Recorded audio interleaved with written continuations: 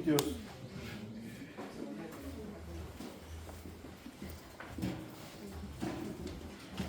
Segunda de Corintios, capítulo 1.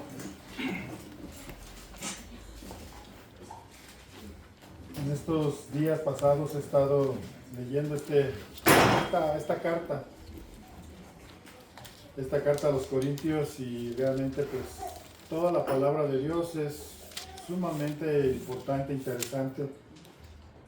Dentro de esta carta el Señor, a través del apóstol Pablo, pues nos enseña, nos sigue enseñando muchas cosas hermosas que la iglesia debe de conocer, de poseer, y de no solo poseer, sino también de practicar. Y me gustaría analizar esta carta. Hay muchos temas muy interesantes que, pues, si lo tomamos como es la palabra de Dios y la atesoramos en nuestro corazón, seguramente pues dará el efecto para lo que fue enviada. Y estaba viendo acerca del contenido de esta carta.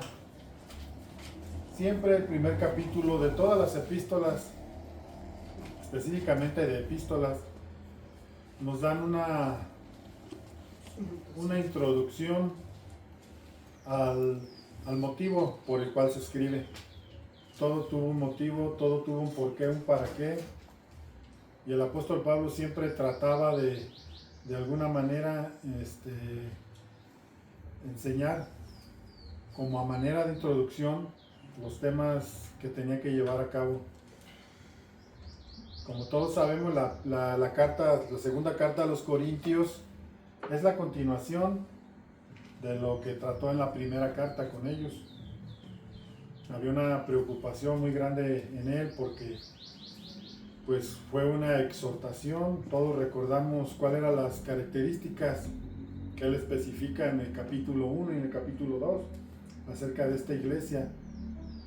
Y él corrigió, su intención fue corregir los problemas que había en esa iglesia. Y hay algo muy, muy importante. Cuando él habla casi todas sus epístolas, o en todas sus epístolas, él se presenta como un siervo de Jesucristo. Se presenta como alguien que es usado por Dios, como un instrumento de Dios, y que depende totalmente de Dios, y que tiene un llamado específico, y que su llamado es precisamente impartir la doctrina de Cristo. Y en el capítulo, en la primera de los Corintios les dice a la iglesia de Dios que está en Corinto. Si es una iglesia que Dios fundó, en el corazón de Dios nació esa iglesia, usándolo a Él.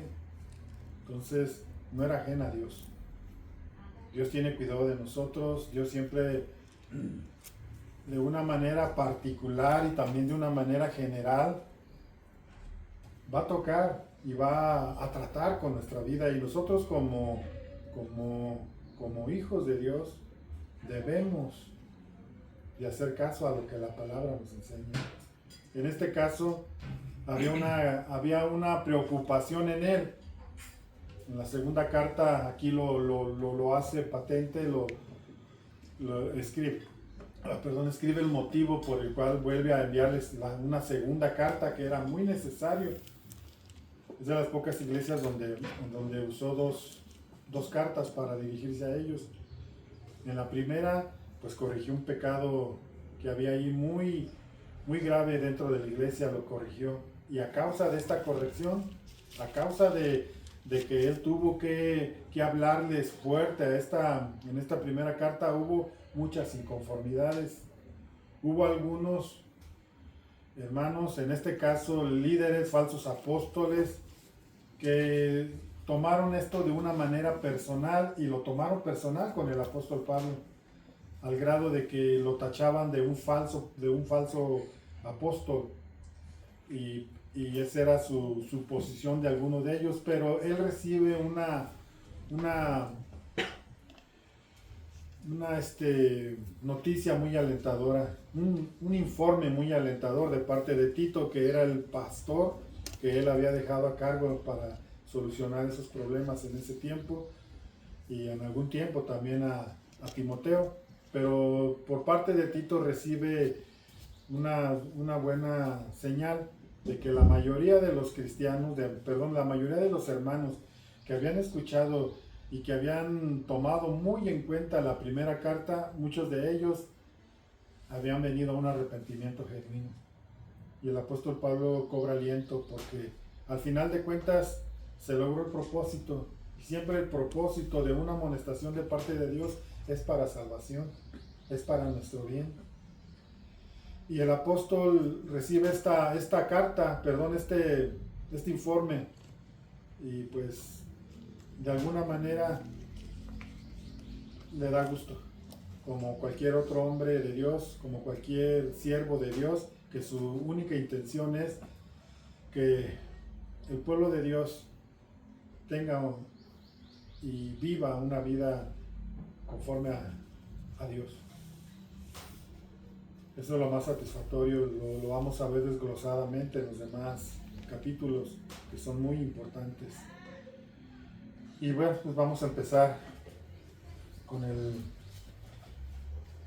la lectura. Vamos a leer, yo lo dividí, bueno, está dividido en 3 fragmentos este primer capítulo. Y el primer tema que el apóstol Pablo habla aquí es acerca de la consolación de un Dios consolador. Lo vuelvo a repetir, no es fácil. Para él no era fácil llevar a cabo estas labores apostólicas, pastorales, tener un cargo tan importante, pero a la vez tan demandante, y también con mucha responsabilidad. Es obvio cuando alguien es reprobado por alguien injustamente, a veces justamente, pero en este caso la iglesia de Corinto, algunos de ellos habían tomado esto tan personal que el apóstol Pablo sentía tristeza en su corazón.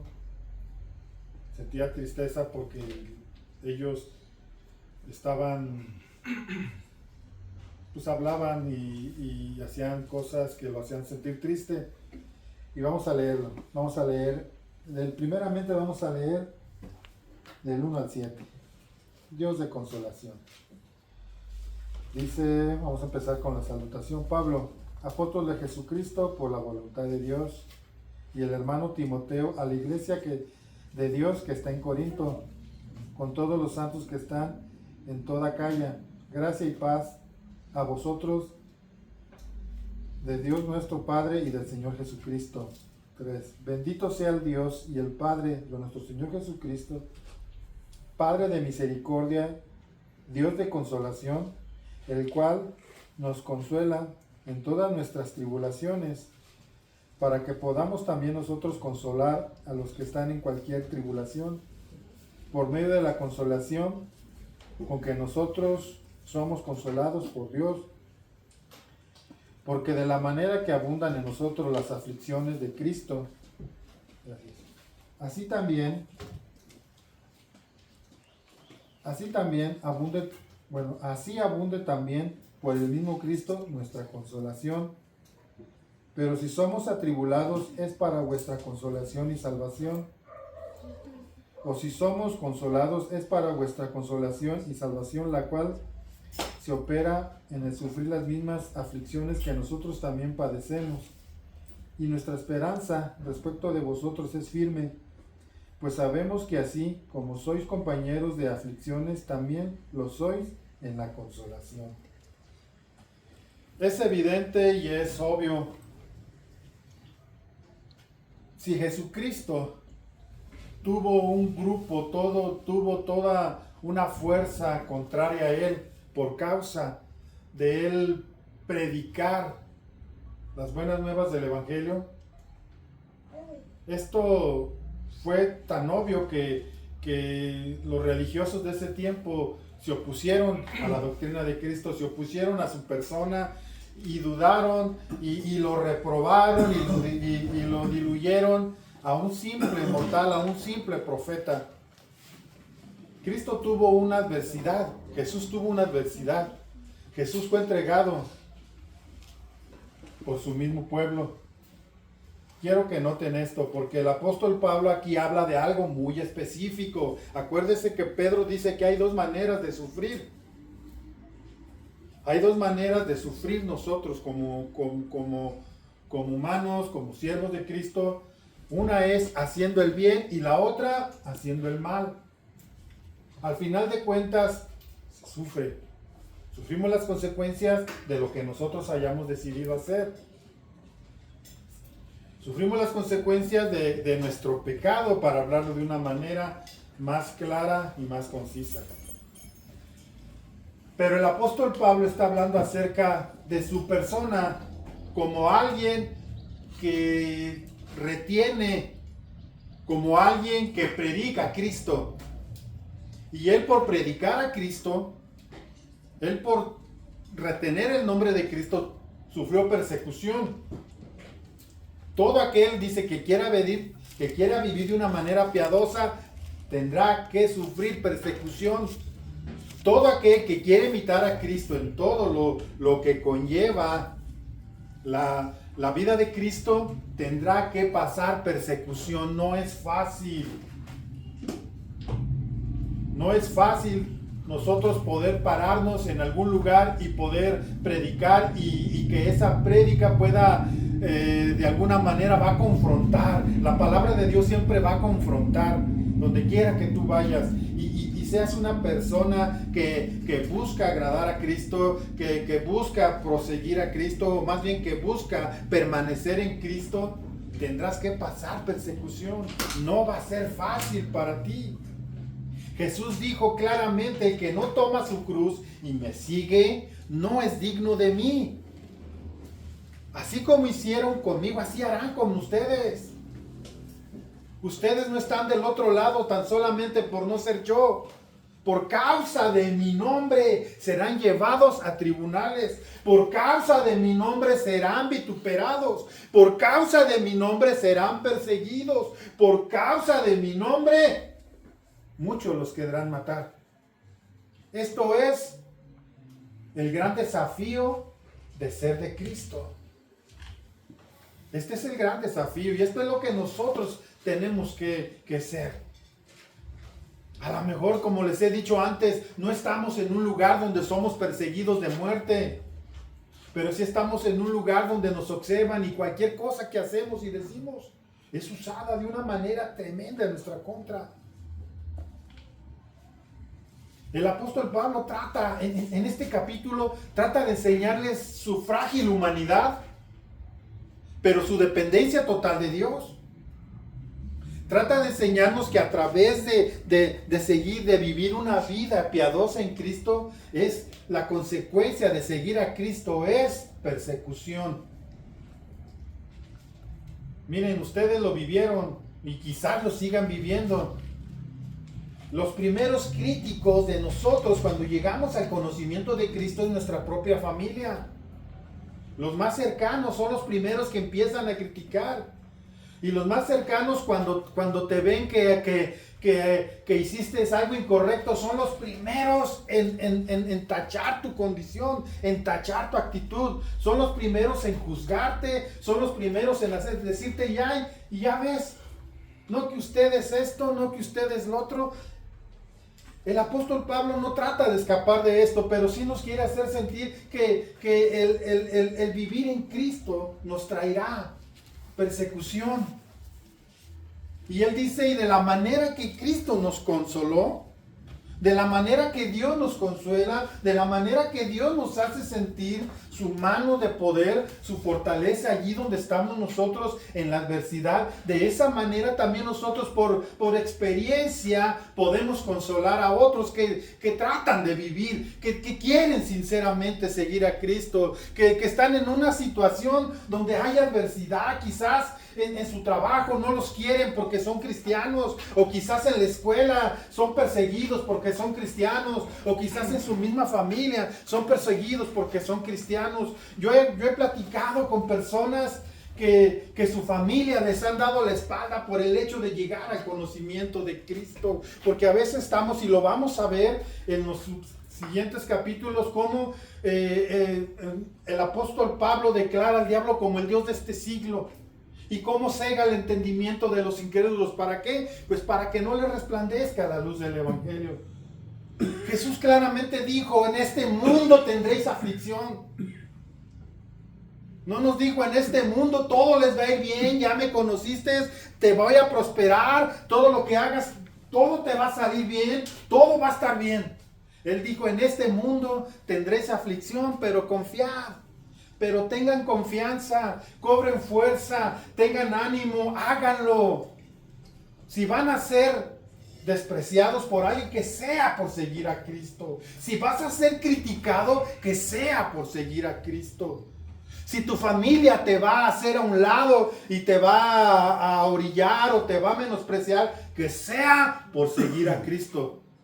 No por ser necios, no por ser iracundos, sino porque amamos a Cristo.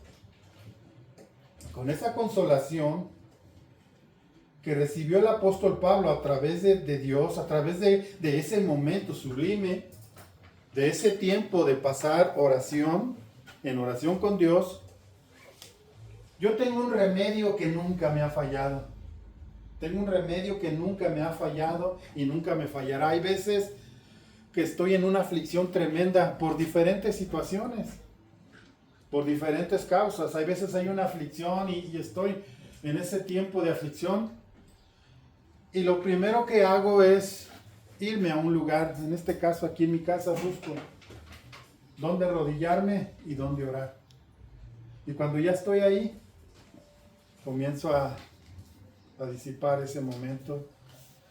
Y ya me levanto, pues a lo mejor no con el problema solucionado, porque Dios tiene sus tiempos y Dios sabe, Dios es sabio, Dios sabe en qué momento y qué es lo que va a hacer y cómo lo va a hacer. Lo único que tenemos que tener a veces es paciencia.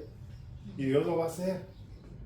Simplemente me levanto ya fortalecido, en el sentido de que Dios me hace sentir, es mi obra, es mi causa, yo soy el que hago lo imposible, tú solo haz lo que tienes que hacer. Conocí un viejito, un hermano evangelista, bien viejito. Me gustaba mucho platicar con él porque él siempre me platicaba anécdotas de su vida, cuestiones que había vivido en tocante a la persecución. Y dice que en una ocasión él llevaba el evangelio a diferentes zonas.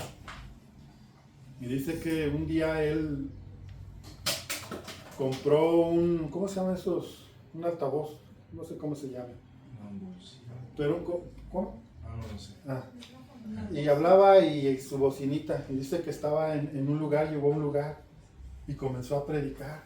Dice: me subí una lomita y desde allí dije, pues desde aquí, y empezó a predicar, pues, y empezó, y de repente vio que venía gente y dijo: ay, ya vienen a escuchar la palabra. No, llegaron, lo agarraron, le rompieron su bocina, lo golpearon, dice que lo jaloneaban, y las que más, dice, las que estaban ahí eran puras mujeres, la mayoría eran mujeres, y los hombres viéndolos, y risa, pero las mujeres me traían, unos me jalaban para allá, otros para acá, y cállese, aquí nosotros no queremos otra religión, y dice que lo tenían arañado y su camisa acabó toda rota. Y después ya los hombres, dice, me agarraron y me amarraron, me dejaron boca abajo. Y yo dentro de mí, yo decía: aquí me voy a morir. Hasta aquí llegué, Señor. Y yo le decía: Señor, pues, si algo te debo, perdóname. Y no sé, dice, de repente escuchamos que todos se quedaron callados. Y entró un hombre y les dijo: ¿de qué se le acusa al Señor? Y todos se quedaron callados. Y dijo: a ver, ¿quién es el encargado del orden de aquí? ¿Quién es el fulanito de tal? A ver, venga acá. ¿De qué se le acusa al hombre? ¿Por qué lo tienen así? Es que aquí no aceptamos propaganda evangélica. Aquí nosotros somos de la iglesia de Roma. Aquí nosotros, y dice que cuando les dijo eso, dijo, ¿saben que ustedes cometieron un delito? Este hombre tiene derecho a hacer y a predicar lo que él quiera, porque vivimos en un país donde hay libertad. Dice que lo levantaron cuando él volteó y vio, eran del ejército. Era un pelotón completo, dice que era todo, el comandante que fue el que habló, dice, lo levantó y dice, y todos los demás soldados lo rodearon para que la gente ya no le hiciera daño. Dice, no, Rafa, dice, me levanté de allí, ellos me sacaron hasta la brecha donde pues yo ya podía pedir ayuda o agarrar un camión. Dice, ya llegué a un pueblo, la gente nada se me quedaba viendo que llevaba mi camisa toda rota. Dice, pero fíjate que Dios es fiel. Y cuando tú dices, yo no he pasado ni la mitad de eso. Y a veces con un vasito de agua me ando ahogando. A veces estoy pasando una situación y ya siento que me ahogo. Cuando hay personas que han vivido una situación muy tremenda. Una vez fui invitado a un lugar aquí adelante. Antes de llegar a Zitácuaro hay un pueblo que se llama Tuxpan, y en Tuxpan hacia enfrente hay un pueblito, pero hasta arriba de la montaña, hasta lo más arriba de la montaña, y es un lugar donde pues, no hay un acceso fácil, tienen que ir en burro, y conocí a un pastor que vivía en la parte de abajo, que hacía su labor, y todos los días que podía subir hasta arriba de ese cerro a predicarles a Cristo. Y la gente, aún la misma congregación le decía, no, pastor, ya no vaya. No, pastor, esa gente no se arrepiente. Y un día el pastor cayó en una enfermedad grave, estaba en el hospital. Y esas personas que aparentemente no tenían fruto, bajaron y fueron a orar en un grupo por ese varón. A veces nosotros pensamos que invertir en el evangelio, a veces pensamos que el ir o el venir o el hacer o el dejar de hacer nos produce a nosotros cierto cansancio.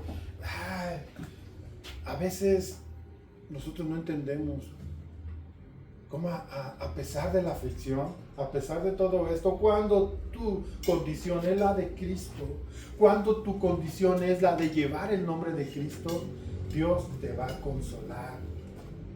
Siempre va a estar Dios ahí. Dios va a tocar los corazones de quien tenga que tocar.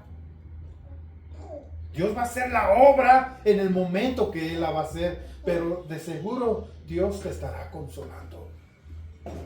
Y podrás descansar y decir, Señor, tu palabra dice que ellos anhelaban, la mayoría de la gente anhela las cosas que son de este mundo, pero tus santos hombres de Dios veían una ciudad, intentaban o deseaban o sabían que iban a poseer un lugar, una ciudad no hecha por manos de hombres.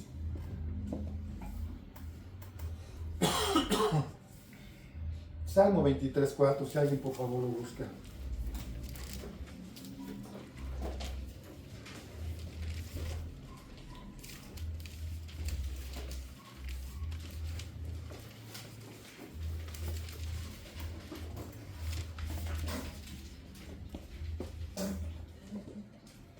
Aunque ande en valle de sombra de muerte, no temeré mal alguno, porque tú estarás conmigo, tu vara y tu cayado me infundirán aliento. Miren, si ustedes leen el primer capítulo de este salmo, el rey David hace una aclaración muy determinante para tener la certeza, para tener la seguridad de lo que él expresaba en este salmo. Era así, era real, era verdad, y en su momento lo podría obtener. Lo primero que escribe y dice, Jehová es mi pastor.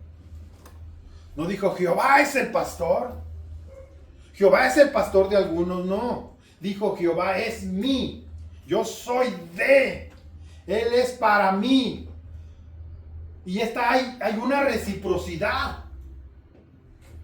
¿Cuántas cosas, cuántas adversidades no pasó el rey David, en las cuales en algún momento, cuando él va delante de Dios, cuando él va a la presencia de Dios, Dios lo consuela? Claro, tuvo que pagar las consecuencias de su pecado, pero aún así se arrepintió y Dios lo consoló. Aunque ande en valle de sombra de muerte, que dice, no temeré mal alguno. ¿Cuál es la certeza de esta escritura? Porque tú estarás conmigo. No dice quizás vas a estar, no. Porque tú estarás conmigo. Tu vara y tu callado me infundirán aliento. Aunque tenga que ser corregido, es para mi bien. Y tendré la seguridad de que tú tienes cuidado de mí. Mateo 11:28. Alguien léalo, por favor.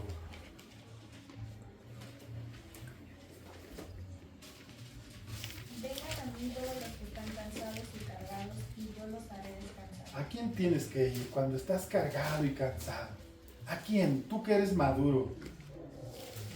Cuando nos habla acerca de la consolación, vamos a regresar al 4. Aquí busqué la palabra de consolación. Dice, el cual nos consuela en todas nuestras tribulaciones. ¿Quién nos consuela? Dios. Y mira lo que dice, para que podamos también. ¿Qué debemos ser nosotros también? Consolar a otros. Y la palabra aquí es paraclesis. Y dice venir al lado para animar y fortalecer a otros. Tú tienes que convertirte en eso. Pero ¿cómo te vas a convertir en eso? Cuando tú hayas vivido algo que pueda ayudar al que todavía no lo vive o al que lo está viviendo. Entonces dice, venid a mí todos los que estén cargados y cansados. Porque ¿qué dice el Señor? Porque yo los haré descansar. ¿A dónde vas cuando estás agobiado? Un cristiano maduro sabe dónde encontrar la fortaleza de su corazón y es en la misma presencia de Dios. Y a eso es a lo que debemos recurrir. Isaías 41:10 es un versículo muy, muy conocido. Muchos se lo saben de memoria porque muchos lo han vivido. Y yo les voy a dar un pequeñito testimonio de este pasaje. 41:10, hija, por favor.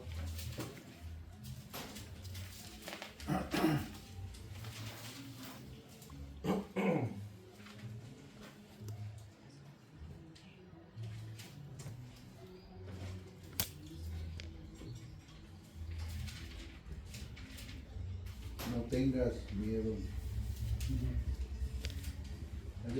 Sí. Porque yo estoy contigo. No te desalientes porque yo soy tu Dios. Te doy fuerzas y te ayudo. Te sostengo en mi mano derecha y eres victorioso. ¿A quién está hablando aquí Dios? No temas porque yo estoy contigo. Esta es la versión Reina Valera, la que leyó mi tío Ñin, quizás sea la nueva traducción viviente. Pero la Reina Valera dice, a ver hija, tú la tienes. ¿O cuál tienes tú? A ver, por favor. Dice, no temas porque yo estoy contigo, no desmayes porque yo soy tu Dios, que te esfuerzo, siempre te ayudaré, siempre te sustentaré con la diestra de mi justicia. No temas y no desmayes. ¿Por qué? Porque yo estoy contigo. ¿Cuándo está Dios con nosotros? Dios está con alguien que no le ama, que no le busca, con un rebelde, con un desobediente, con alguien que tiene una vida en desorden. Dios está ahí. ¿No? Yo no estaba en mi pecado. Dice, no desmayes porque yo estoy contigo. No temas porque yo estoy contigo. No desmayes porque yo soy tu Dios que te esfuerza, que te fortalece. Siempre, cuando es de esta condición, yo te ayudaré y te sustentaré. ¿Con qué? Con la diestra de mi justicia. Qué promesa tan tremenda. No temas. No desmayes. que aunque estés pasando por ese proceso, por causa del Evangelio, Dios te fue a fortalecer. Y si Él dijo, pasemos del otro lado, es porque vamos a pasar.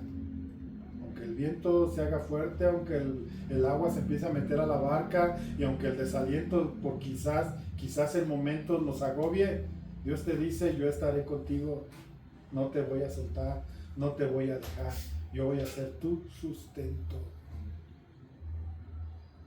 Les decía un pequeño testimonio. Mi mamá no era en ese entonces alguien que fuese fielmente a la iglesia, pero ella oraba todos los días, y un día se encontró con este versículo y lo repetía y lo repetía, y me decía, no sé por qué, dice, siento este versículo tan fuerte en mi corazón. A los pocos días murió mi papá, y Dios estaba preparando su corazón para que pudiese resistir. No digo que va a pasar algo así, pero Dios siempre nos consuela y está ahí cuando hay una adversidad. El apóstol Pablo estaba triste porque él lo había dado todo. Él no tenía un lugar donde posar, no tenía una casa cómoda donde dormir. El apóstol Pablo, su intención era buena. Su intención era que los hombres llegaran al conocimiento de Cristo. Su intención era que pudiesen enamorarse de Cristo y crecer en torno a Él. Esa era la intención del apóstol Pablo. Pero él estaba pasando un proceso en ese momento de angustia. Por último, en este versículo, en este tema, Isaías 66:13, si alguien lo lee, por favor. 66, Sí, 13, 66:13. 13. Sí, por favor. Dice, los consolaré allí en Jerusalén como una madre consuela a su hijo. Los consolaré allí. Jesús está hablando a su pueblo. No somos Israel, pero somos su pueblo, somos su iglesia. Y esto aplica para ti, para mí. Él te va a consolar allí donde estás. Ahí donde tú dices, ay, yo no puedo estar aquí porque aquí está el problema, lo más fuerte. Ahí Dios va a traer la solución, a pesar de tu problema.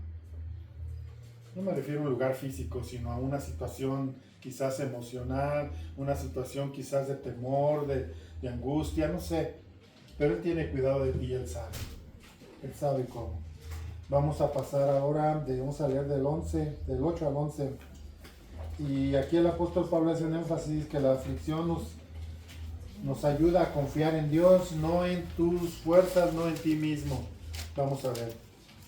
Del 8, les dije, al 11 dice: porque hermanos, no queremos que ignoréis acerca de nuestra tribulación que nos sobrevino en Asia, pues fuimos abrumados sobremanera más allá de nuestras fuerzas, de tal modo que aún perdimos la esperanza de conservar la vida, pero tuvimos en nosotros mismos sentencia de muerte, para que no confiemos en nosotros mismos, sino en Dios que resucita a los muertos, el cual nos libró y nos librará y nos libra, en quien esperamos que aún nos librará de tan gran muerte, cooperando también vosotros a favor nuestro con la oración, para que por muchas personas sean dadas gracias a favor nuestro por el don concedido a nosotros por medio de muchos. Él habla aquí de una persecución en Asia. Pues estuve analizando y no fue una persecución en Asia, fueron muchas. Cuando él llegó a Éfeso y comenzó a predicar a Cristo, como les dije antes, eso provocó el enojo de las personas, de la gente que vivía en Éfeso, porque comenzó a predicar y a decir que no eran dioses los que fabricaban ellos, o sea, no era el Dios verdadero, eran dioses falsos, eran detrás de cada esos dioses, había demonios, porque él lo dice claramente más adelante. Detrás de cada imagen, detrás de cada obra de hombres, la cual se postran y lo adoran, él dice, detrás de esto hay un demonio. Detrás de esto, ya lo dijo antes también en 1 Corintios, en cuanto al altar, hacia lo sacrificado a los ídolos. Todo esto, detrás de esto hay un demonio. No estaba diciendo ninguna mentira, pero había un hombre, no recuerdo, Demetrio, en Éfeso, en el capítulo 19 de Hechos, ya lo leen en su casa con más calma. Este Demetrio comenzó, como era el encargado de los plateros, y como estaba viendo que muchas personas incluso llevaban libros de magia negra y estaban cayendo en una gran convicción de pecado por el ocultismo que había en ese lugar, por el paganismo tan severo que había ahí, por la prostitución que había en el templo de la diosa Diana.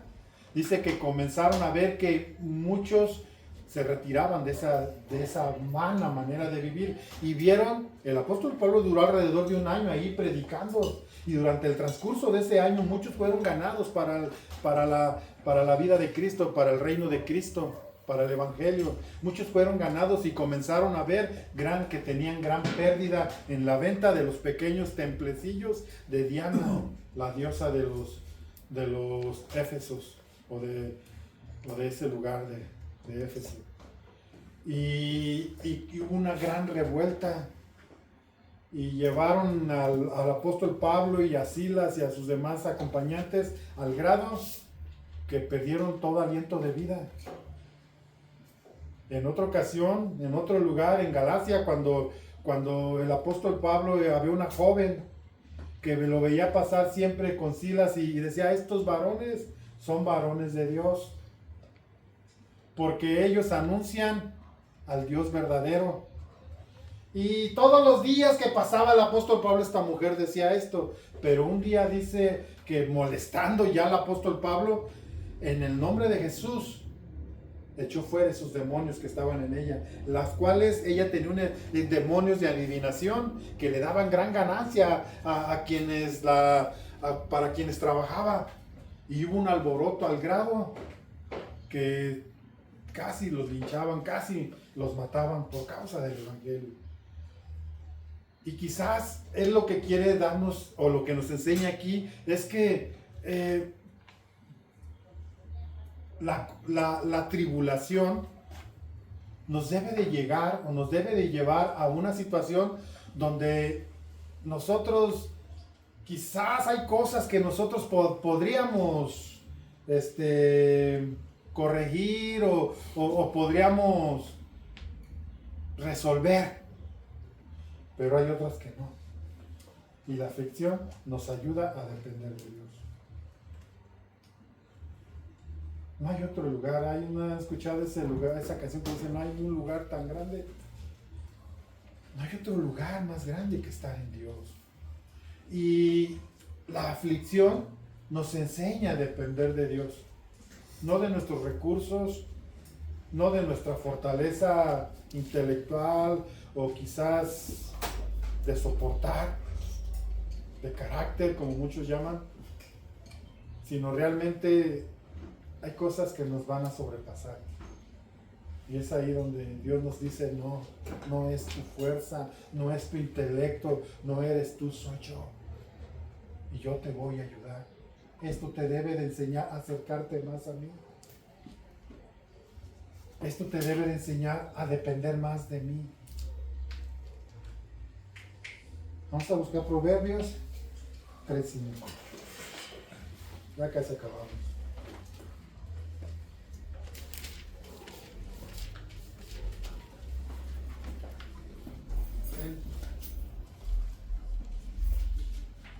A ver, por favor, el texto. Fíate de Jehová de todo tu corazón y no te apoyes en tu propia prudencia. ¿De quién te debes fiar de todo tu corazón? Jehová. No en nuestros recursos, no en nuestra capacidad, porque tú puedes tener una capacidad tremenda, pero aquí el Señor el proverbio nos dice, fíjate en Jehová y no en ¿cómo se llama? Entendimiento. En tu propia prudencia. Sí, ¿sí? No es tu de manera. Jehová de todo tu corazón y no te apoyes en tu propia prudencia. El 6, reconócelo en todos tus caminos y Él enderezará tus veredas. Es Él. Alguien busque Jeremías 17:5, por favor. Amén. Esto dice el Señor: malditos son los que ponen su confianza en simples seres humanos que se apoyan en la fuerza humana y apartan el corazón del Señor. A ver otra vez, esa versión está bonita. Yo me lo sé, maldito el hombre que confía en el hombre, o que da su lugar de Dios al hombre. A ver, hija, otra vez, escuchen. Malditos son los que ponen su confianza en simples seres humanos que se apoyan en la fuerza humana y apartan el corazón del Señor. Más en el hombre. Es verdad que a veces Dios va a darnos respuestas a través de, o va a darnos la solución a veces a través de un hombre, pero no es el hombre en sí, es Dios. Es en Él. Y por último en eso, Salmo 27. Ellos confían, creo que es eso.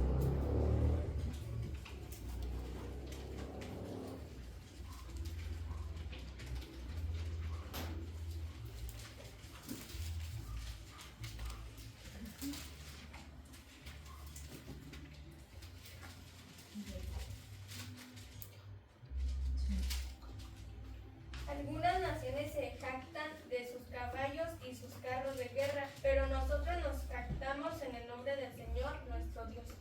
En aquellos tiempos el ejército que tenía más caballos y carros de guerra era poderoso. En sus armas era poderoso, era temible. Aquellos ejércitos que llegaban a poseer grandes cantidades de carros de guerra,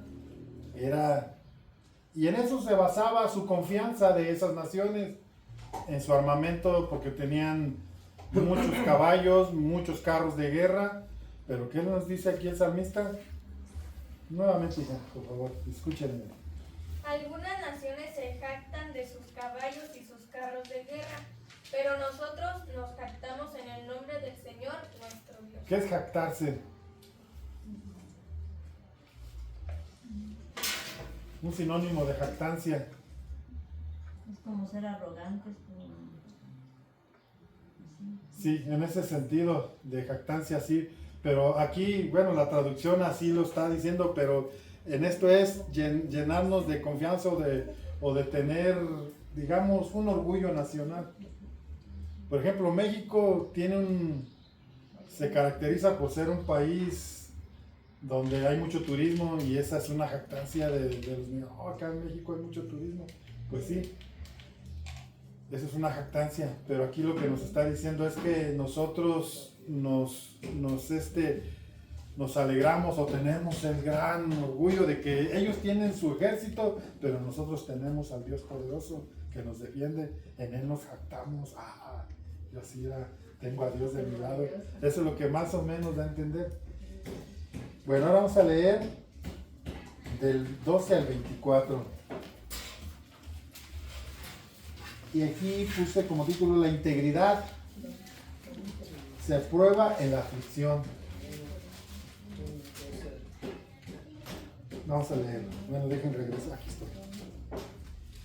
Del 12 al 14, al 24 dice así: porque nuestra gloria es esta, el testimonio de nuestra conciencia, que con sencillez y sinceridad de Dios, no con sabiduría humana, sino con la gracia de Dios, nos hemos conducido en el mundo, y mucho más con vosotros, porque no os escribimos otras cosas de las que leéis o también entendéis, y espero que hasta el fin la entenderéis, como también en parte habéis entendido que somos vuestra gloria, así como también vosotros la nuestra, para el día del Señor Jesús. Con esta confianza quise ir primero a vosotros, para que tuvieseis una segunda gracia, y por vosotros a pasar a Macedonia, y desde Macedonia venir otra vez a vosotros, a ser encaminados por vosotros a Judea. Así que el proponerme esto, usé quizás de ligereza, o lo que pienso hacer lo pienso según la carne, para que haya en mí un sí y un no. Mas como Dios es fiel, nuestra palabra a vosotros no es sí y no, porque el Hijo de Dios, Jesucristo, que entre vosotros ha sido predicado por nosotros, por mí, Silvano y Timoteo, no ha sido sí y no, mas ha sido sí en él, porque todas las promesas de Dios son el sí y en el amén, por medio de nosotros, para la gloria de Dios. Y el que nos confirma con vosotros es Cristo. El que nos ungió es Dios, el cual también nos ha sellado y nos ha dado las arras del Espíritu en nuestros corazones. Mas yo invoco a Dios por testigos sobre mi alma, que por ser indulgente con vosotros no he pasado todavía a Corinto. No que nos enseñoremos de vuestra fe, sino que colaboramos para vuestro gozo, porque por la fe estáis firmes. Bueno, aquí el apóstol Pablo vamos a leer nuevamente el 12. Dice, cuando llegué, 12, porque nuestra gloria es esta.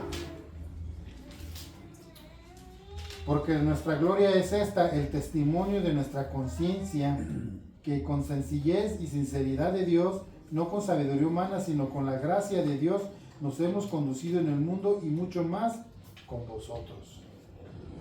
El apóstol Pablo, como les dije antes, era una persona que estaba siendo reprobada por algunos líderes de ese lugar.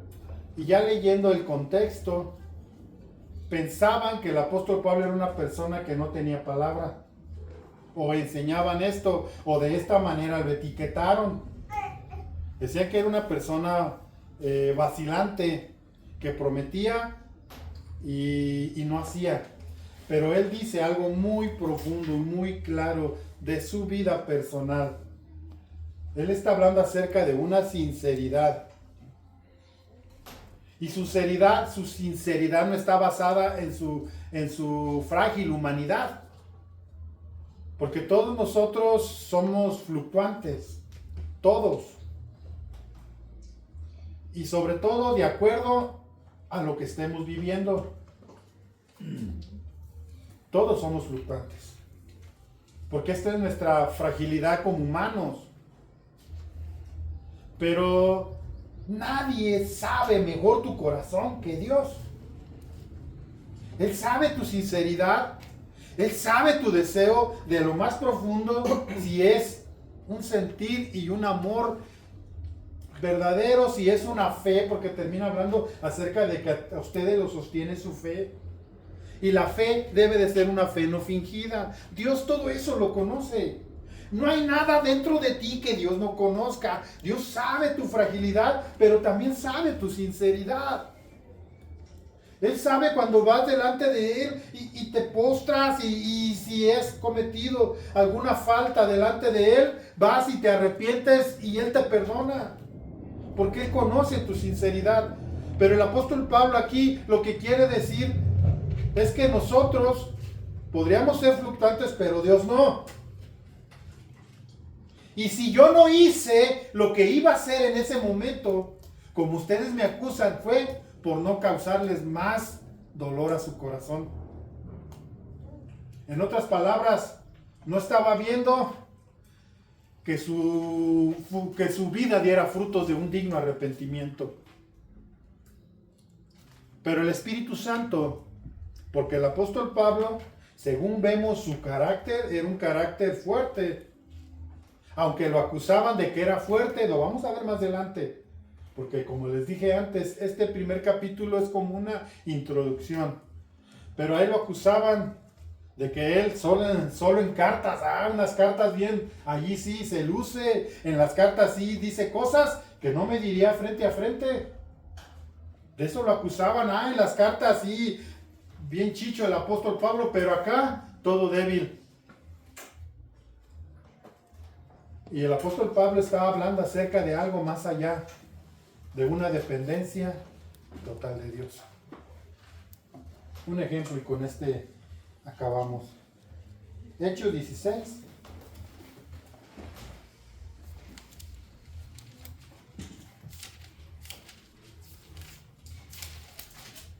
Hace rato, no me acuerdo si ayer, estaba leyendo este pasaje. Ahorita se los digo cuál. A ver, ¿cuál es que les dije? Hechos 16. Permítanme, déjenme lo busco yo también. Aquí vamos a encontrar algo que determina lo que a veces vivimos nosotros y que pues, en algún momento podemos cambiar de parecer, pero a veces no es que tú cambies, es que Dios tiene sus planes y Dios es más sabio que tú y yo. A ver, 16. Aquí está. Les dije del 5, ¿verdad? Vamos a leer desde el 1.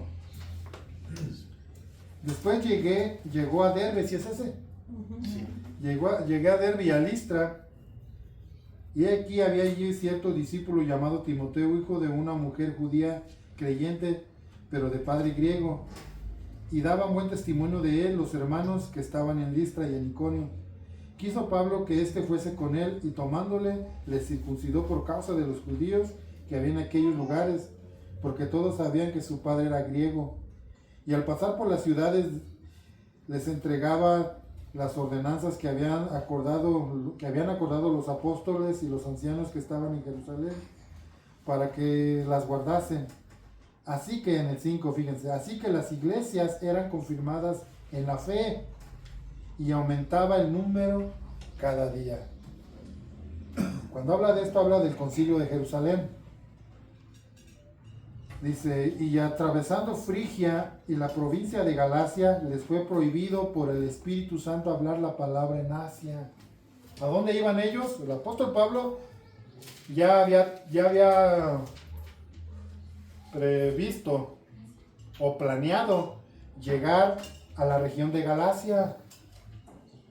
Él ya había, con su equipo evangélico, con su equipo de apoyo, incluyendo a Timoteo, que allí lo reclutó, porque tenía buen testimonio. El apóstol Pablo buscaba hombres de buen testimonio. ¿Qué les dijo? Vamos a llevárnoslo. Y su plan era ir, a ver, vamos a leerlo otra vez.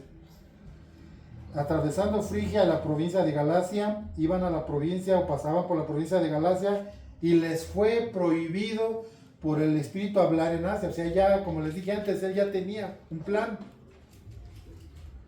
¿Lo cambió él o Dios lo cambió? A veces nuestro propósito es bueno, y qué bueno, o sea, qué bien que tenemos iniciativa de hacer algo, pero a veces Dios te dice, mira, está bien, es lo que debes hacer, pero yo soy el que conoce todo. Yo sé por dónde es mejor empezar. Y miren lo que dice aquí. Y cuando llegaron a Misia, intentaron ir a Bitinia, pero el Espíritu no se los permitió. O sea, no es aquí, no es en Bitinia. Y pasando junto a Misia, descendieron a Troas, y se les mostró a Pablo una visión de noche. Un varón macedonio estaba en pie, rogándole y diciendo, pasa a Macedonia y ayúdanos.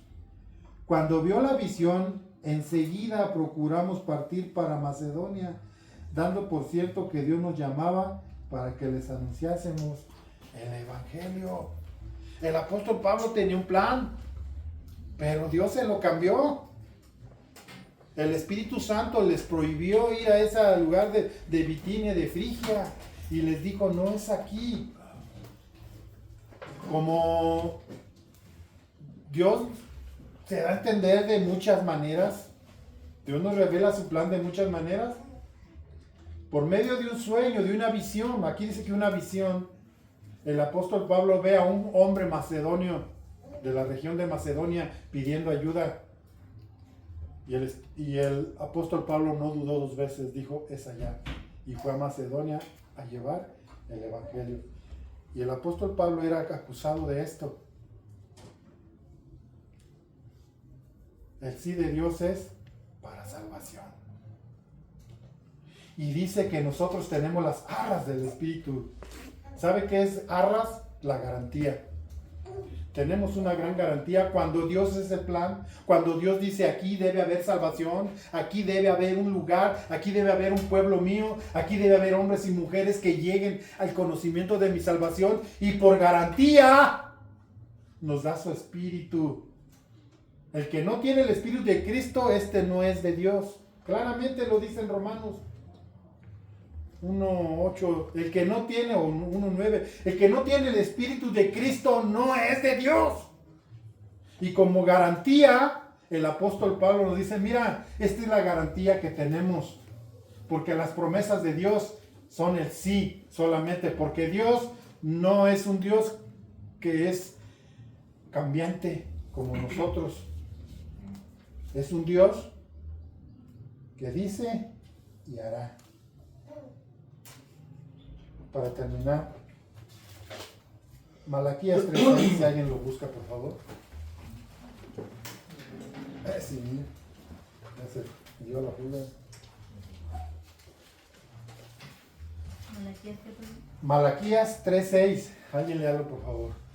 Son 4 versículos.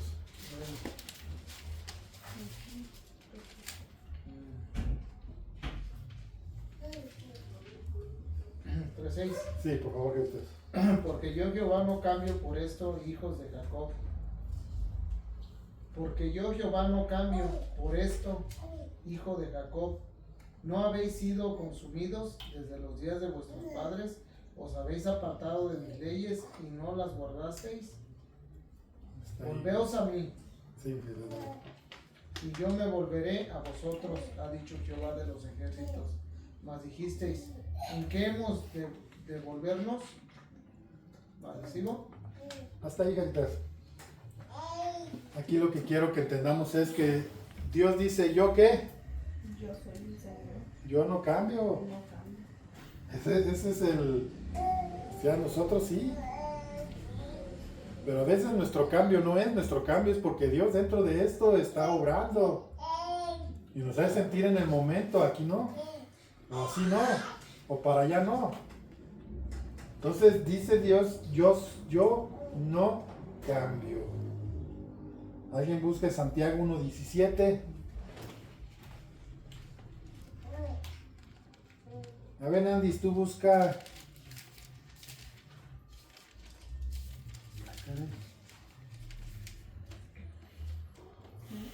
Números 23:19, hija.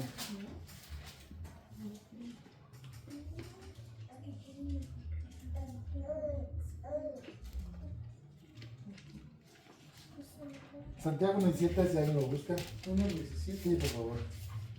Toda buena dádiva y todo don perfecto desciende de lo alto, del Padre de las luces, en el cual no hay mudanza ni sombra de variación. En el cual, ¿qué? En el cual dice, toda buena dádiva y todo don perfecto, ¿de dónde viene? De Dios. En el cual no hay mudanza ni sombra de variación. O sea, Dios no varía, Dios, en Él no hay cambios repentinos de ánimo. En Él no hay de que, ay, no, mejora por acá, no. Él siempre sabe por dónde y cuándo. En Él no hay cambios. En nosotros sí. Sí. Pues el apóstol Pablo dice, pero yo te voy a decir algo sinceramente, yo sirvo a Dios y sinceramente te lo digo, fui guiado por Dios, aunque ustedes piensen que yo cambié, no, fui guiado por Dios para este cambio de no ir con ustedes físicamente porque decían, ay, no quiere venir porque tiene miedo. Él no quería ir porque llevaba el respaldo de Dios y sabía que había todavía dureza en el corazón de ellos y iba a ser más grande su sentir de tristeza o de enojo hacia Él o hacia Dios.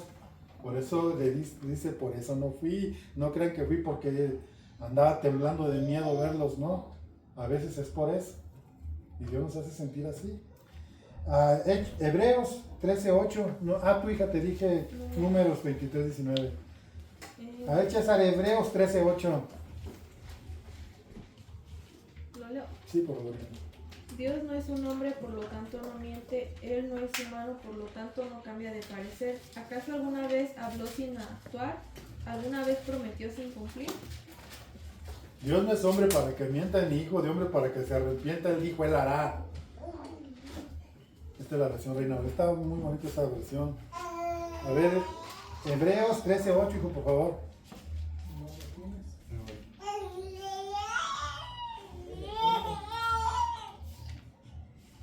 tienes? 13, ¿qué? 8.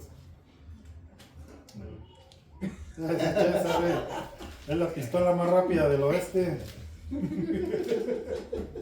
Ya.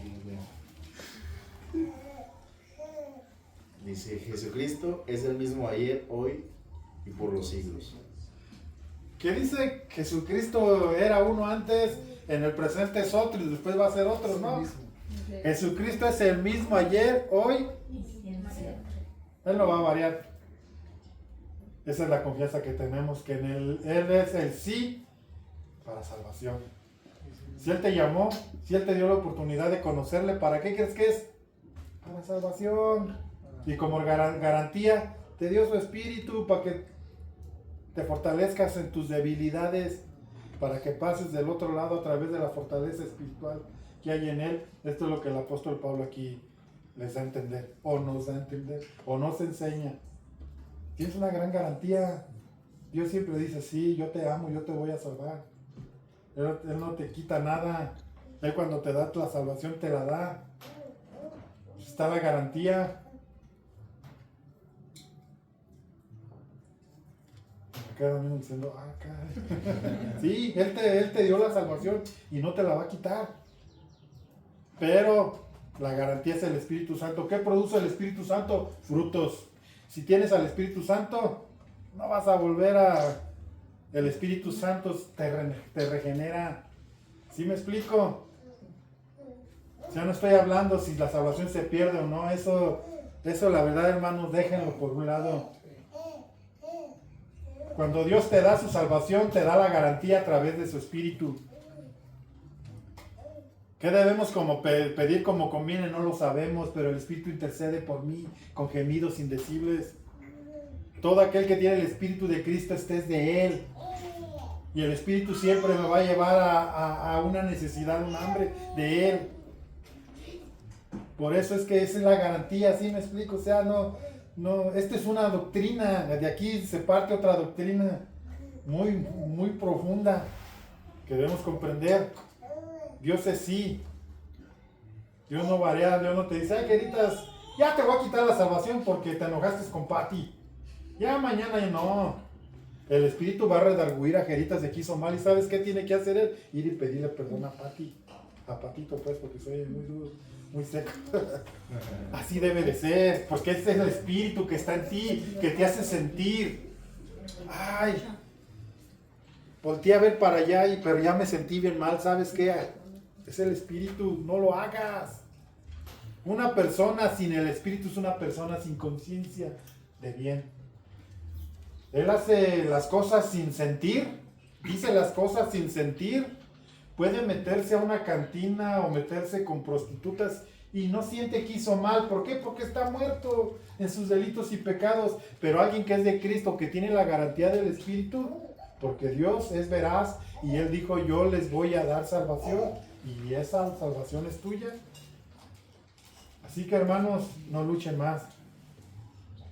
Si todavía en tu corazón sientes cuando te equivocas y haces lo correcto, es la garantía que tienes de Dios en tu corazón, que es el Espíritu Santo. Cierren sus ojos.